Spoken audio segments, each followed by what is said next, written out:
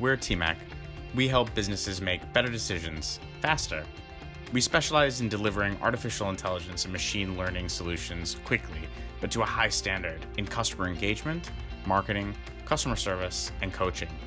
We believe that everything has been done before and that it can be done quickly. So, if you're tired of being told to wait whilst also being overcharged, visit our website at tmac.ai/vid for more information. Hi, everyone. Welcome to a new limited series from the modular analytics company, TMAC Torpedo. I'm Mike Mulior. I'm Chief Marketing Officer for TMAC, and I'm here with Jimmy Hosang, TMACer number one, CEO.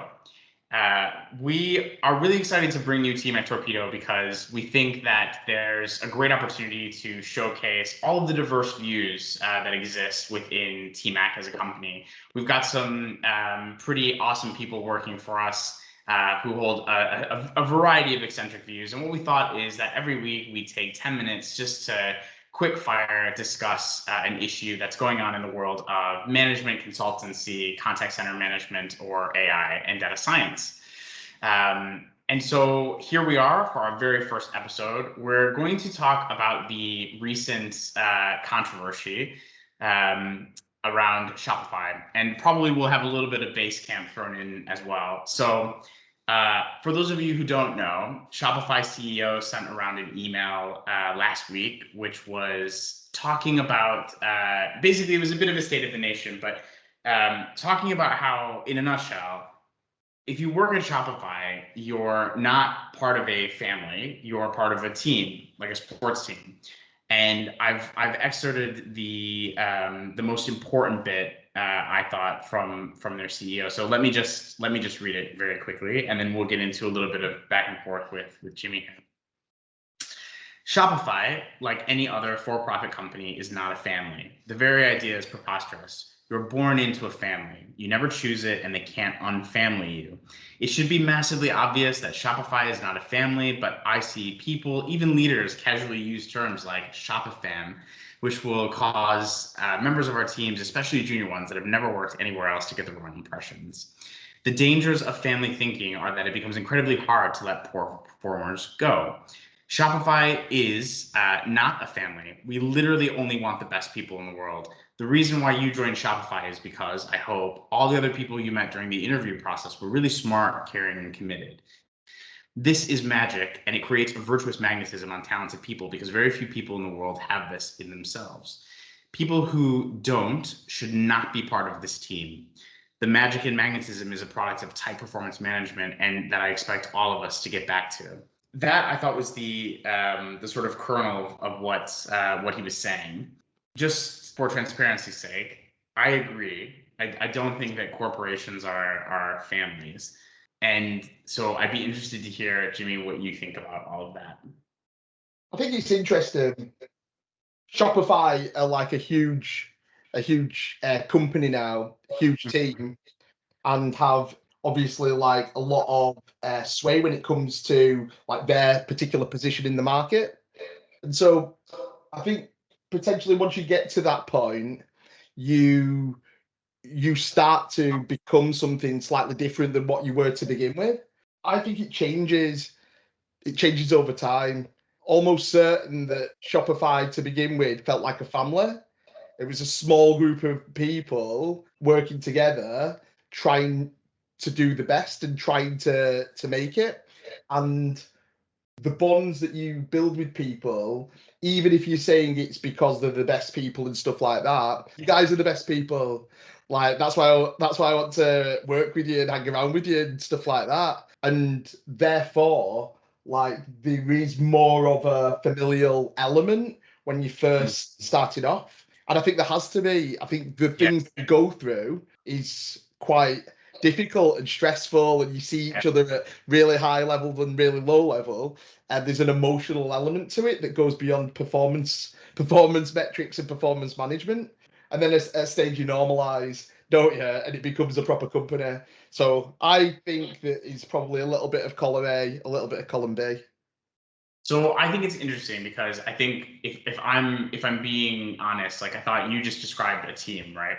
Where you in the best case scenario, you're working with people who are, highly motivated, highly committed, who are willing to go like that extra mile. And I think especially in high pressure situations, this is perhaps the wrong word, but like the trauma of going through that can bind you together in a way that sort of transcends what you'd normally expect, to experience within the corporate environment. But I don't think that it transcends enough into the kind of familial space, if you like. I think the clear difference there is actually there are still boundaries within the corporate environment, despite this kind of shared trauma or shared victory, I suppose, or shared victories and defeats. There are certain, like, I suppose, professional limits that I think even in a company of smaller companies that are still there, perhaps, albeit not as strongly. The definitions of team might be interesting because Okay. so look, I played sports before my knees gave out. And I played amateur sports at a very, very low level.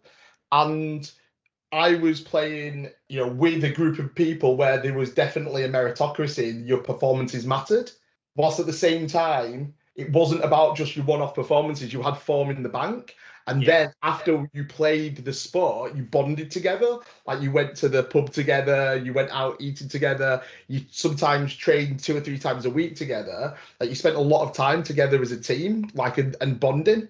And what that meant was it wasn't just all around like performance. Like people would have good times, would have good games, people would have good seasons, and people would have bad seasons. But still, when you really looked around after 4, 5 years, people were still around. That is kind of amateur sport. Maybe what I'm talking about is you start off as amateurs in an amateur team, and you stick together like that, and then like you mature as a team, and as you go through the leagues and you go through the stages, that's when you become a different kind of unit. Yeah, to a certain extent, like I think I hear what you're saying in a big way. I think for me the key difference though is around choice and being able to kind of like walk away from the team at any time. And it's probably worth mentioning that, like, I think one of the things that certainly in my own experience as a consultant and in my own experience in the past, when you see people say, well, we're like a family here, like that's usually like a red flag, Yeah.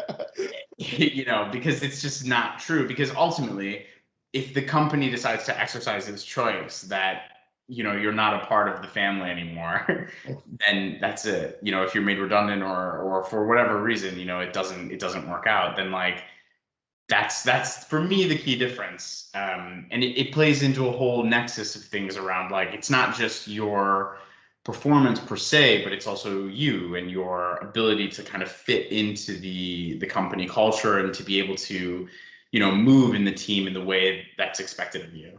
I agree.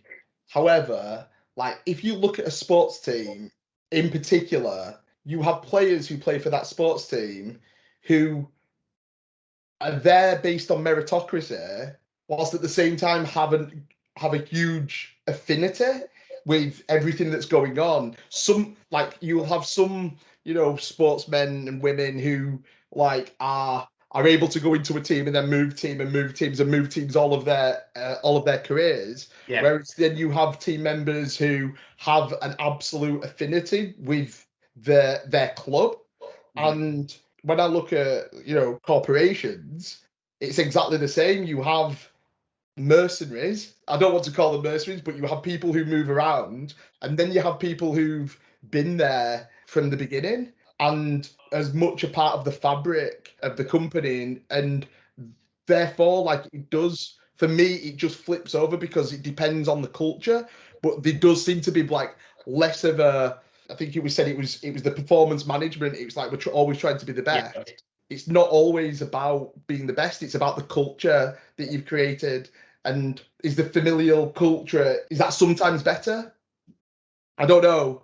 It's interesting. Like I think for me, like, it still comes back to that idea of like, I guess not all families are. It does Functional. get into that as well about like well, are all, the stereotype there, I suppose, is that like corporations are pragmatic entities which will do anything to make a profit, right? By definition, whereas like families, I suppose, are meant to be these kind of supportive bubbles that take you to, that help you be the best kind of person you can be, I guess, is the way that I would describe it. I guess not all families are like that, and I guess not all corporations are like that either. You do get corporations with somewhat of a different worldview. And interestingly, actually, it's probably not a coincidence that Shopify CEO Tobias Lutzer, he goes on later then to say, sorry, Lutke. He goes on to say to talk a little bit about Shopify's kind of ideological position within the market, and he says, like we are a for-profit company, but like we're also like unabashedly like a liberal company. We'll help our employees kind of maintain their positions, but like ultimately, like we are here for one reason. I'm paraphrasing, and that's like to deliver on our brand promise. I think that's fine for Shopify, but I don't think that is a blanket statement, is it? I think sometimes you create the culture and the results come. I don't necessarily think it's the case. I have a strange relationship with my family. They're all over the place. Like, and there is an element of me which is like what I've created within TMAC is a very, very close bond with the people there. Now that might be a bad thing, but I just do think it's the case where if you and yourself have created a company and you have a brand value which is about being X, Y, or Z, and you're just living that value, I think there's an authenticity to that. I don't think it needs to be a blanket. I think everybody finds their own way. I think there's a million and one different ways to go through that journey. And if some companies want to make people feel as though they're part of the family, I don't think that necessarily equals not being successful at turning your revenues and your profits.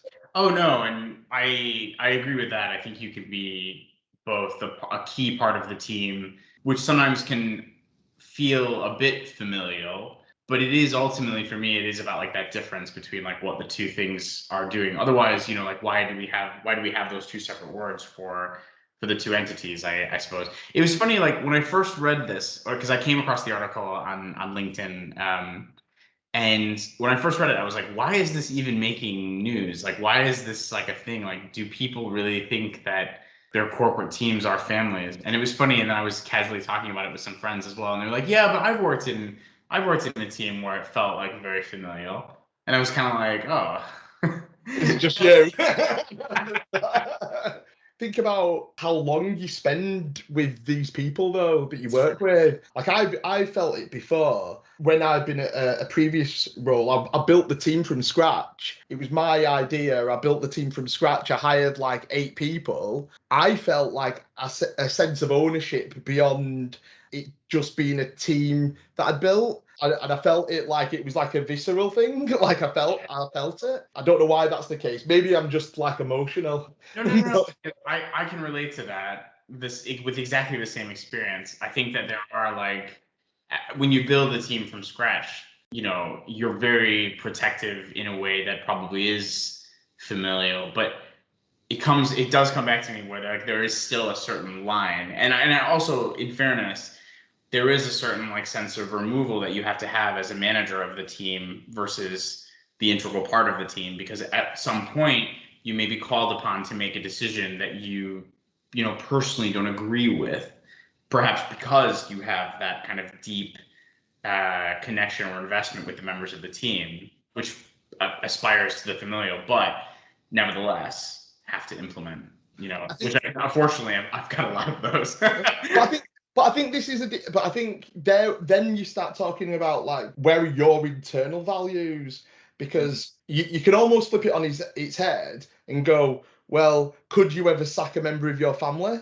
I guess like people do that, don't they? They kind of do sack members of their family. Like, you read about those kids who like, not, I guess like who like divorce their parents, or Yeah. who become their own like guardians or something, and basically like legally separate from their parents. And I guess you also have like divorces and what have you. Similarly, like marriages, I guess, as well. So maybe it's like how I define family is probably different to other people. Like I think some people think of family as like an unbreakable bond where there's a whole heap of emotions, including like happiness and sadness and guilt and stuff around Like, it.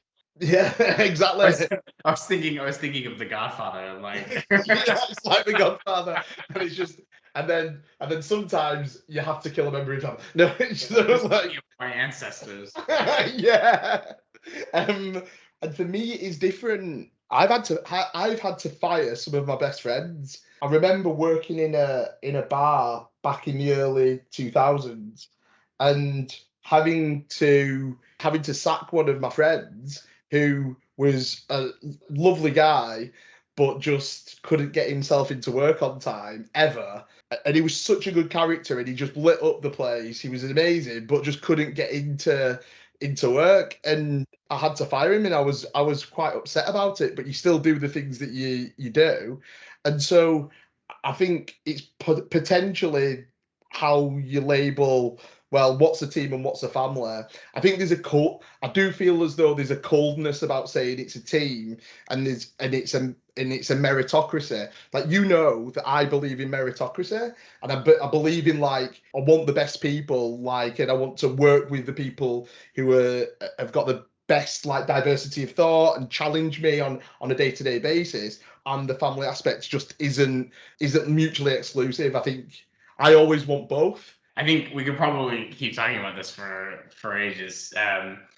But suffice it to say, like, I think it's a nice place to end, really, because there is certainly a point that I didn't appreciate at the start of our short, when we launched our torpedo, which was basically, culture plays an enormous role in, like, that delineation between, like, whether or not you would define it as, like, a familial or sort of team relationship. I still think it's difficult to kind of navigate that point around choice and whether or not you can kind of exit or enter at will on either side of either the employer or the company. But probably something that we can pick up over a drink sometime. And for all of you that are watching out there, pick up with us in person. Get in touch at tmac.ai, and we'd love to continue the conversation with you. Until next time, join us next week, same time, 11 a.m. on Friday, for the next TMAC Torpedo. We're gonna have another guest for you, another TMACer, to chat about their views on a topical development in the market. So until next time, I'm Mike. And I'm Jimmy. And we're from TMAC. See you guys next time. Bye-bye.